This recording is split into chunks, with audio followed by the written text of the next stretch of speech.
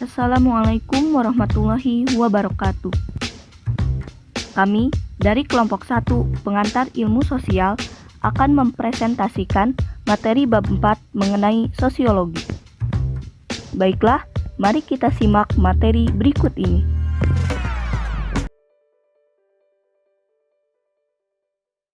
Yang pertama, saya akan menjelaskan tentang pengertian ilmu sosiologi menurut istilah berasal dari bahasa Yunani, yaitu sosius dan logos.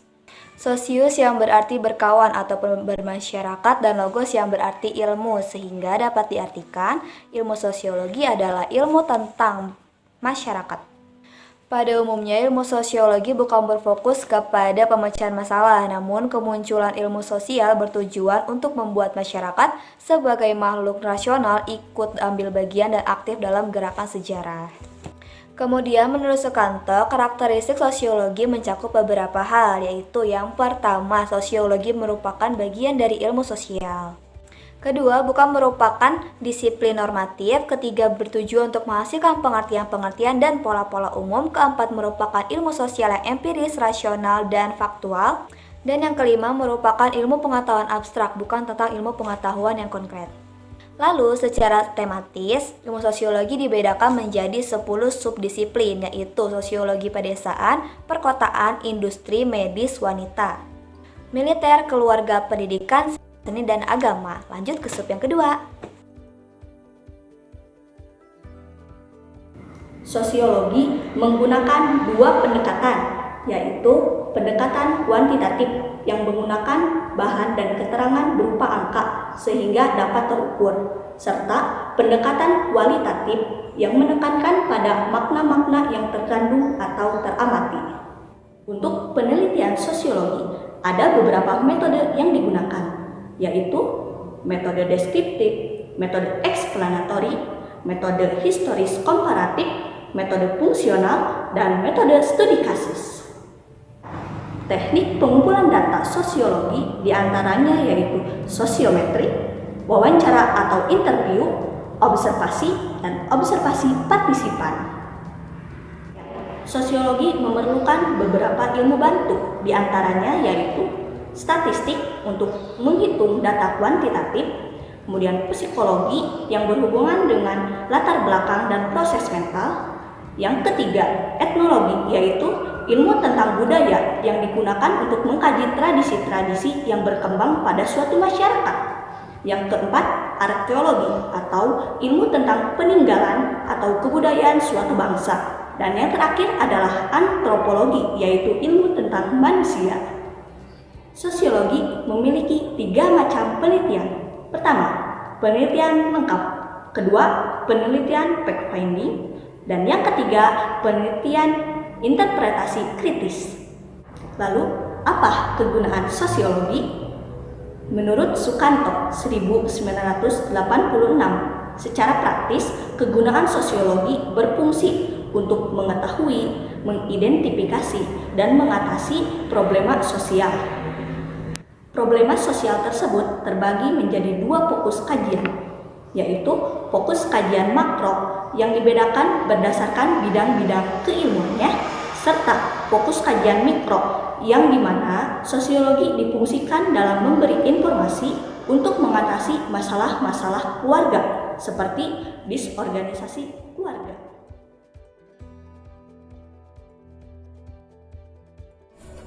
D. Sosiologi sebagai ilmu yang nyata atau obvious. Banyak yang berpendapat bahwa ilmu sosiologi sama seperti ilmu sosial lainnya.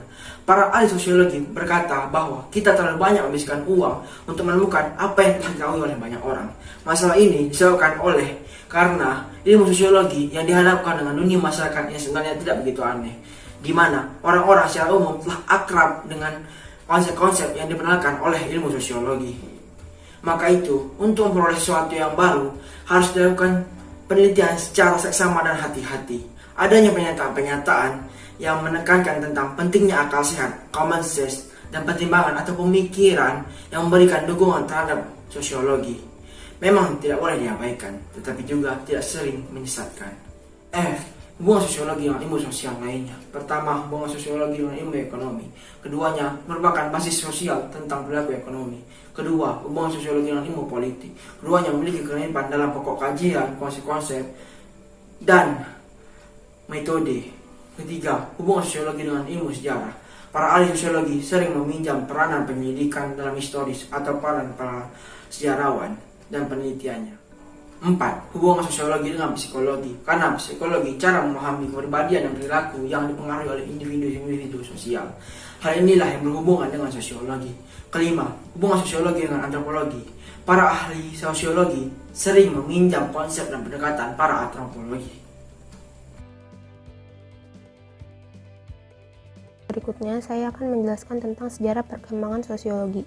Sosiologi lahir pada tahun 1839, berasal dari bahasa Latin yaitu socius yang berarti teman, dan logos yang berasal dari bahasa Yunani yang berarti berbicara atau kata.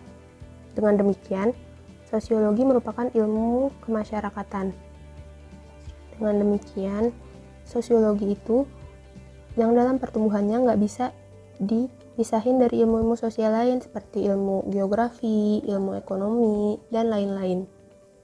Nah, dalam bukunya Auguste Comte yang berjudul Course of Positive Philosophy, Auguste Comte itu membagi 3 tahapan sosiologi. Yang pertama itu tahap teologis, yang berarti itu ditandai oleh kekuatan Tuhan. Yang kedua itu ada tahap metafisik, ditandai dengan ide-ide abstrak yang absolut. Tahap ketiga itu tahap positif, yang ditandai dengan kemajuan ilmu pengetahuan. Nah, bagi Emile Durkheim yang disebut sebagai bapak sosiologi itu mempunyai fakta sosial. Nah, fakta sosial itu memiliki beberapa karakteristik. Yang pertama, fakta sosial itu bersifat eksternal terhadap individu. Yang kedua, fakta sosial itu memaksa kepada individu. Yang ketiga, fakta sosial itu bersifat universal. Versi sosiologi makro menurut Sanderson adalah versi yang sangat ricu dan temuan dari 2 ilmu sosial yang berbeda, yaitu antropologi dan sejarah. Selanjutnya, Anderson juga mengemukakan bahwa paling tidak terdapat 6 strategis teoritis yang berkaitan dengan sosiologi makro. 1. Mekanisme, 2. Idealisme, 3. Fungsionalisme, 4. Strategi konflik, 5. Strategi evolusioner, 6. Strategi elektisisme. Selanjutnya, pada kajian sosiologi mikro menurut Popende adalah untuk memfokuskan pada kajian individu sebagai makhluk sosial. Selanjutnya, untuk memudahkan pemahaman dan mengklasifikasikan berbagai tingkatan dalam kenyataan sosial menjadi 4. 1. Tingkat budaya, 2. Tingkat individu, 3. Tingkat interpersonal, 4. Tingkat struktural sosial. Dalam tingkatan struktural sosial ada 2 aliran yang saling berhubungan, yaitu teori fungsional dan teori konflik. Selanjutnya, pada perspektif dominan dalam sosiologi, 1. Model struktural fungsional, 2. Model konflik, 3. Model interaksionisme, 4. Model etnometodologi. Selanjutnya, saya akan menjelaskan mengenai objektivitas dan konsep-konsep dalam sosiologi. Objektivitas berarti kesanggupan kita melihat fakta sebagaimana adanya, bukan sebagaimana diharapkan terjadi. Objektivitas merupakan suatu hal yang utama jika bukan hal yang pertama dalam keharusan ilmiah. Kebanyakan orang hanya ingin melihat dan mendengar apa yang mereka harapkan, sehingga ketika mereka mendapatkan fakta yang tidak sesuai dengan ekspektasi mereka, mereka akan berusaha melihatnya dengan cara pandang lain yang sesuai dengan keinginan atau harapan mereka. Dengan demikian, bahaya dari objektivitas sendiri adalah kepentingan pribadi, kedapatan, dan penyimpangan. Sebab bagi seorang pengamat, objektivitas bukanlah hal yang mudah, tapi juga bukanlah hal yang sulit untuk dipelajari. Adapun menurut Herbert Blumer, konsep-konsep yang menjadi kunci dalam studi sosiologi ini bersifat samar-samar dan tidak tentu. Usaha untuk membuat terminologi ini menjadi semakin lebih jelas, malah membuat sebagian besarnya tanpa hasil. Namun, menurut Horton dan Han, setidaknya studi sosiologi ini memiliki 2 manfaat. Yang pertama, kita memerlukan konsep-konsep ini dalam suatu diskusi ilmiah. Yang kedua, perumusan konsep-konsep ini nantinya akan membuat ilmu pengetahuan menjadi semakin bertambah. Lalu selanjutnya, untaian teori, konsep, fakta, dan generalisasi ini dalam studi sosiologi disebut sebagai struktur ilmu. Struktur ilmu ini, jika dalam kegiatan belajar mengajar, akan disesuaikan dengan perkembangan peserta didik.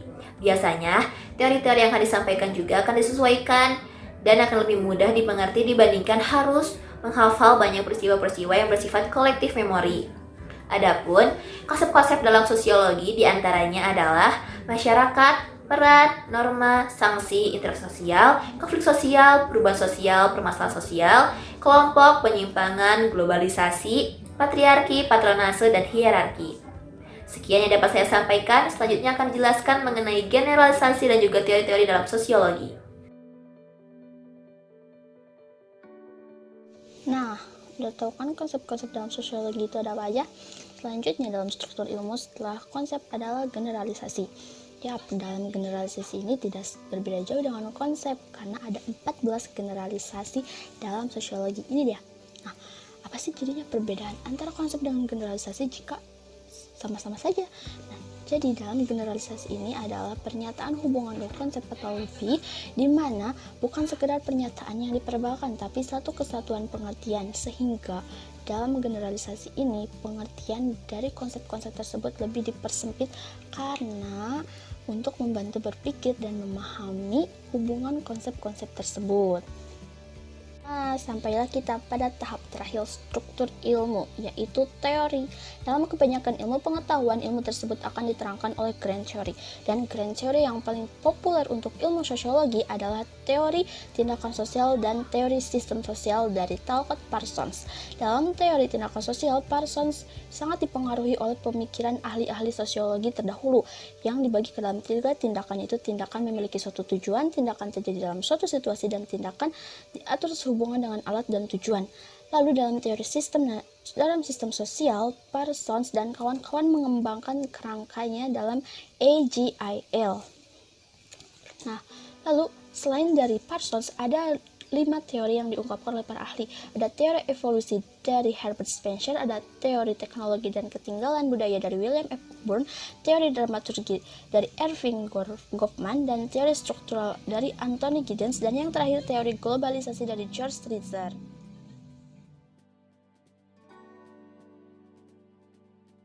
Sosiologi merupakan bagian ilmu sosial yang mempelajari tentang kehidupan bermasyarakat. Di awal kelahirannya, pada abad ke-19, sosiologi sangat dipengaruhi oleh pemikiran-pemikiran yang bersifat positivistik, khususnya bagi Auguste Comte sebagai pendirinya. Namun, seiring berjalannya waktu, sosiologi mengalami berbagai perkembangan, hingga dapat berkembang ke seluruh dunia termasuk Indonesia. Demikianlah presentasi dari kelompok kami. Atas perhatiannya, kami ucapkan terima kasih. Wassalamualaikum warahmatullahi wabarakatuh.